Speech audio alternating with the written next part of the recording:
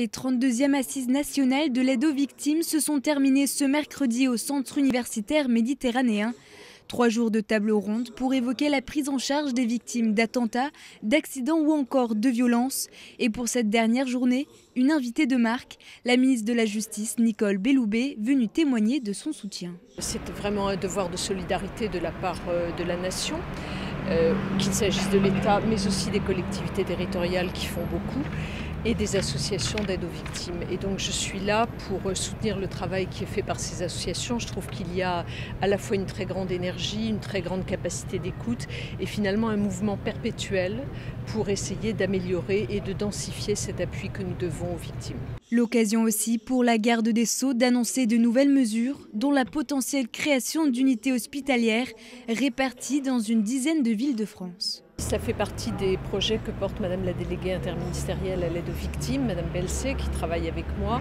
Et cela répond à des demandes qui nous semblent importantes pour à la fois que nous puissions agir dans l'urgence, lorsque se produit l'événement, mais aussi dans la durée. Je crois que les deux aspects sont essentiels. Des mesures primordiales pour améliorer la prise en charge des victimes de manière globale. Je crois qu'on ne peut pas s'arrêter à une information sur les droits, à une procédure judiciaire. Il y a bien évidemment une prise en charge en termes de santé, de soins psychiques, d'intervention sociale, puisque à chaque fois qu'il y a un événement traumatique, qu'il soit individuel ou collectif, les personnes victimes ont besoin de se reconstruire de manière globale sur toutes les répercussions administratives, personnelles, sociales, professionnelles également.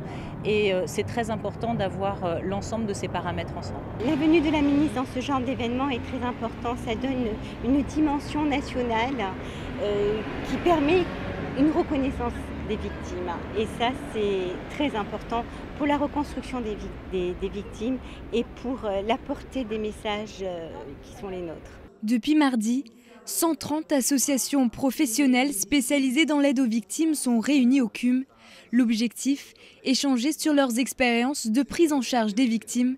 Par exemple, depuis l'attentat du 14 juillet à Nice, 3000 dossiers d'indemnisation ont été déposés et seuls 10% ont été traités. Ces assises ont permis de voir qu'une évolution importante a eu lieu depuis plusieurs années. Une évolution dans un accompagnement beaucoup plus structuré pour les victimes, notamment par l'existence de la délégation interministérielle, mais aussi au plan local par des instances spécifiques comme les comités locaux d'aide aux victimes. Moi, je suis venue à 3 reprises à Nice pour ces comités locaux qui permettent vraiment de suivre des situations individuelles et aussi d'améliorer le partenariat avec toutes les institutions pour que, par exemple, les victimes retournent vers l'emploi, soient mieux prises en charge sur le plan psychologique. Tout un ensemble de mesures qui peuvent permettre d'améliorer considérablement leur situation. En 2 ans, le budget de l'État consacré à l'aide aux victimes est passé de 15 à 28 millions d'euros. La Fédération France Victimes, elle, suit actuellement 300 000 victimes au profil divers.